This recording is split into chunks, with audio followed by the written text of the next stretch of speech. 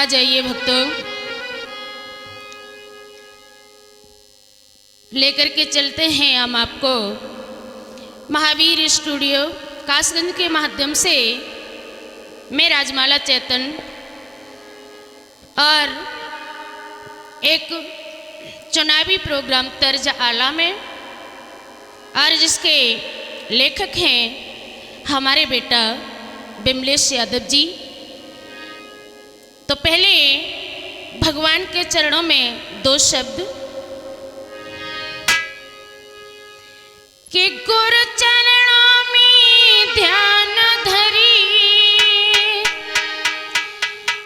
और कहो चुनावी जंग,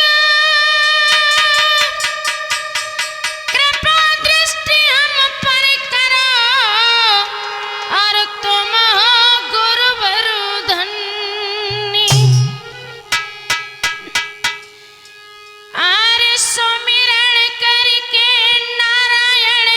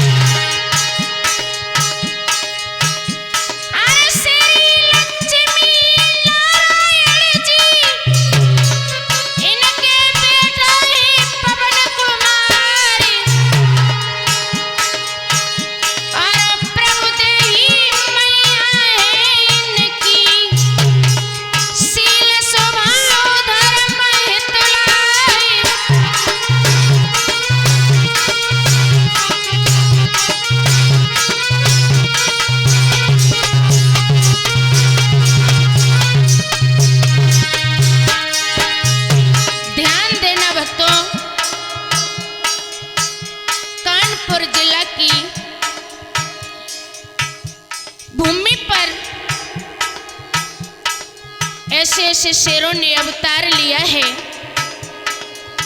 श्री लक्ष्मी नारायण जी के बेटा पवन कुमार जिन्होंने अवतार धारण किया है, कैसे शेर हुए हैं। जिला कानपुर में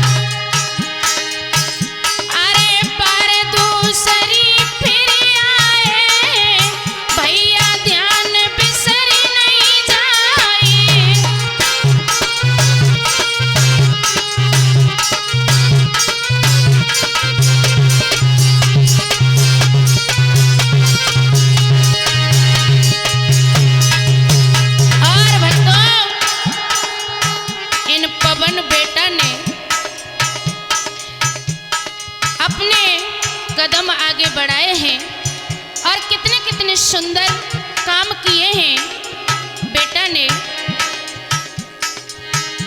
पहले अति सुंदर काम किए, पहले अति सुंदर काम किए, जनता के हित में कसम उठाई, पंचायत स्वर्ग बनाई दईना, कहीं पवन ने कीनी भाई।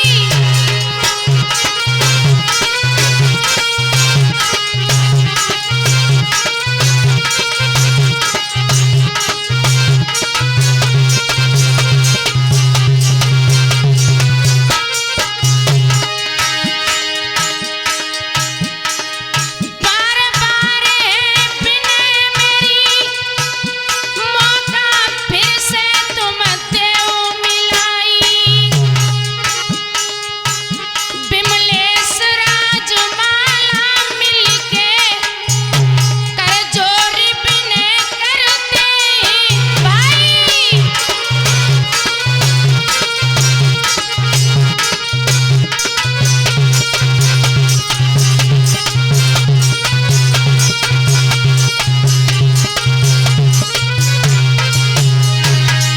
ध्यान देना भक्तों, पवन सिंह यादव प्रधान जी की धर्म पत्नी सर्वेश कुमारी उर्फ मनु यादव,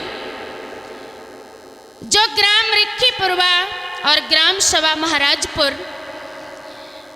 और तातियागंज और गड़ेवा और जिंदापुरवा, ये सभी समाज वालों से महाराजपुर के जो भी सदस्य हैं, मेरी सबसे विनती है कि अब की बार मनु यादव को भारी बहुमत से विजयी जरूर बनाना।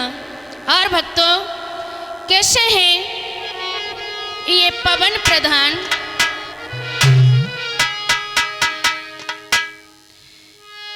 अरे जनता की सेवा करने को इनको जियरा रोस आए,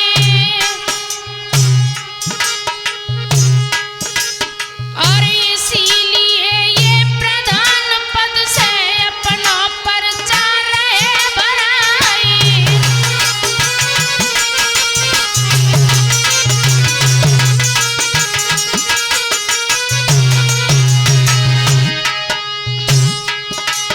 और कर्मठ सत्यशीलता के हित इनमें अंकुर भरे समारे,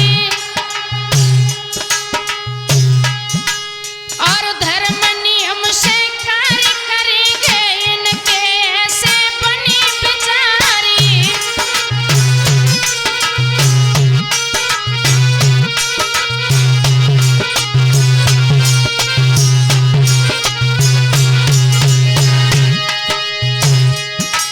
और रिक्कीपुरवा पंचायत से विनती मेरी बारंबारी, और मौका फिर से मिले पवन को लिख रहे कवि विमलेश कुमारी।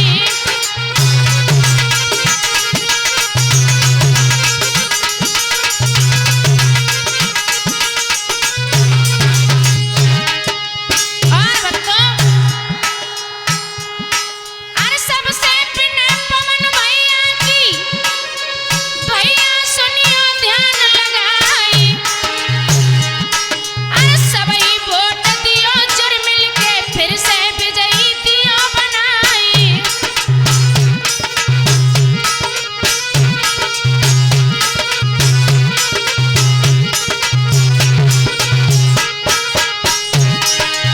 और महाराजपुर की जिला पंचायत से मेरा निवेदन है कि पवन बेटा का साथ जरूर देना। अरे इनकी जीत तुम्हारी होएगी, जागो कोई अंदेशो ना आए, और सब जनता से प्यार करेंगे आधी रात काम में आए।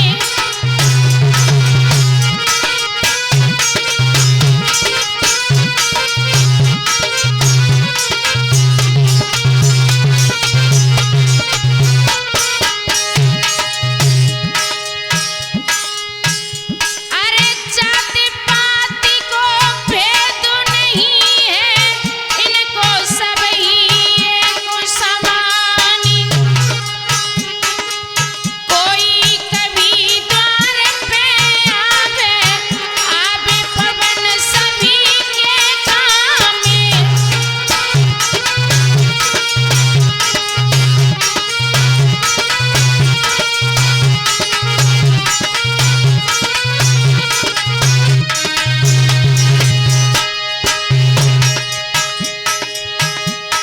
और मेरा निवेदन है महाराजपुर की जनता से,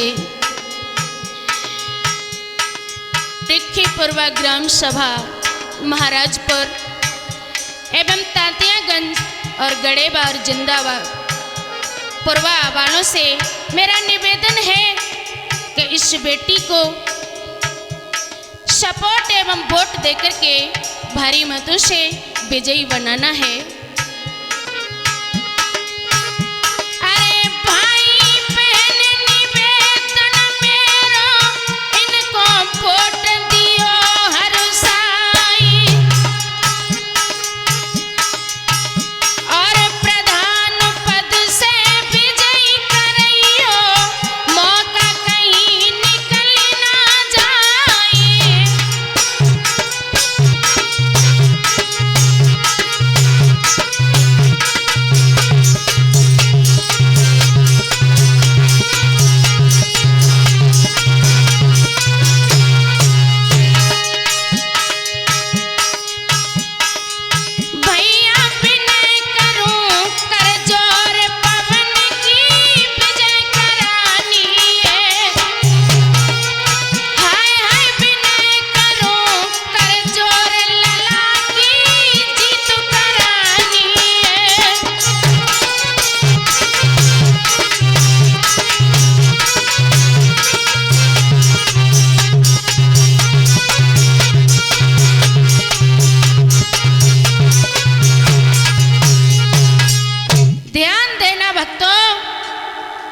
ऐसा शील स्वभाव बेटा जिसके काम तुमने पहले देखे हैं।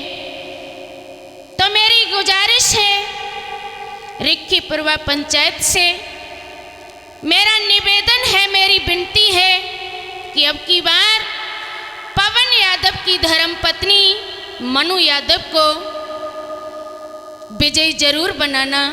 और ध्यान देना भक्तों,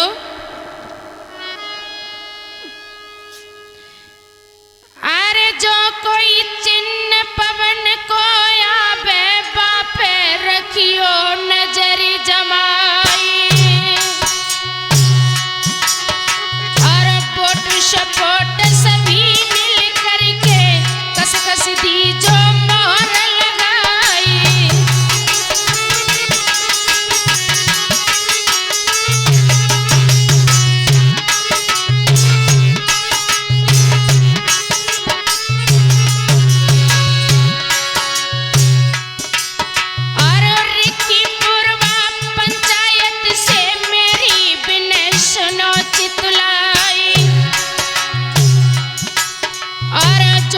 काम अधूरे अब लो पूरे पवन करें हर साई।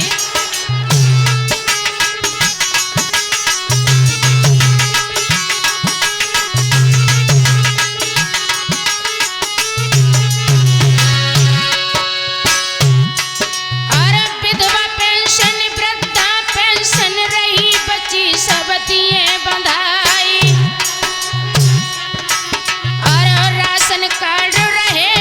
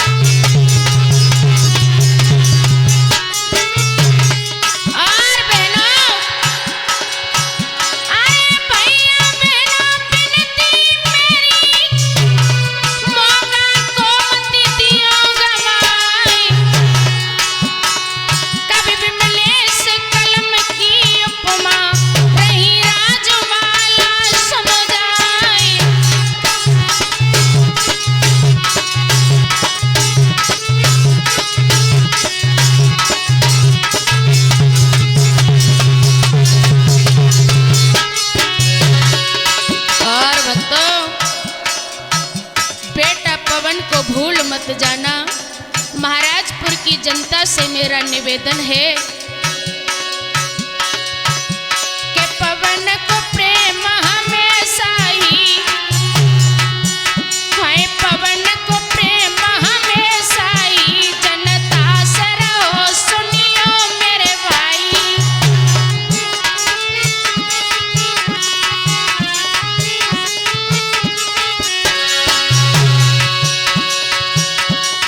पवन को प्रेम हमेशा ही, जनता